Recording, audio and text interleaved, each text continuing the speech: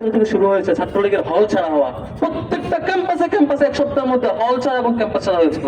এই পরিণতি আপনারা ভুলে যায়েন না ছাত্রদলের ভাইরা।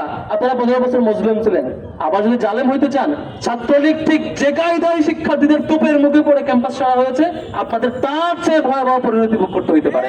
আপনারা সতর্ক হয়ে যান।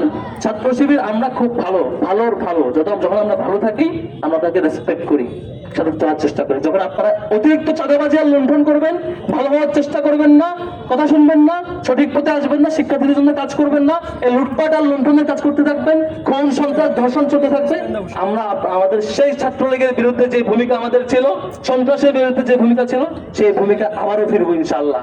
তখন সেই আপনারা প্রতিহত আর করতে পারবেন না, আপনাদের পরিণতি ভয়াবহ হবে। পাঞ্জাবের জগতে একটি বিশ্বস্ত নাম শাবাব এথনিক ওয়্যার। তারা রহমান সাহেব গত কিছুদিন ধরে তারা বলছেন শিক্ষা ক্যাম্পাসগুলোকে তারা সংস্কার করতে চায়, ভালো পথে রাখতে চায়। শিক্ষা মন্ত্রণালয়ের সব সম্মানিত মন্ত্রী, মাননীয় মন্ত্রী, তিনি বারবার বলছেন ক্যাম্পাসে ভালো পরিবেশ আনতে চায়।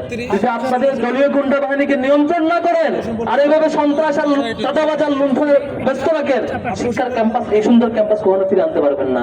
বরং শুধু ছাত্রদের ডুববে না, বিএনপি কে সতর্ক করবো, আপনাদের সুপিরিয়র প্ল্যাটফর্ম যে বিএনপি সহ তার চূড়ান্ত পরিণতির দিকে যাচ্ছে। একমাত্র দায় থাকবে ছাত্রদল।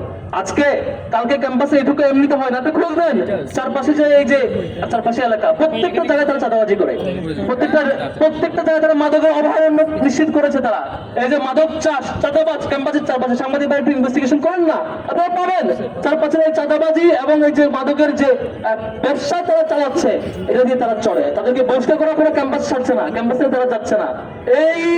এই যে চাঁদাবাজ, মাদকের হাব, সবকিছু বাধা যখন ছাত্র শিবির যখন এসব নিয়ে কথা বলে, ছাত্র শিবিরের জনশক্তিরা যখন প্রশাসনকে এসব নিয়ে রিপোর্ট দেয়, তখন তাদেরকে আক্রমণ করতে হয়, তাদেরকে রাতের বেলা অন্ধকার আক্রমণ করতে চায়। ভাই আমরা এই আক্রমণকে ভয় পাই না, আমাদেরকে ভয় দেখায় না। আমাদের শত শত শহীদের পথ মারিয়ে আমরা এ পথ আসছি। আমাদের শপথ, জুলাই পরবর্তী সময়ে কোনো ক্যাম্পাসকে দখল হইতে দেব না কারো হাতে। ক্যাম্পাস থাকবে শিক্ষার্থীদের হাতে।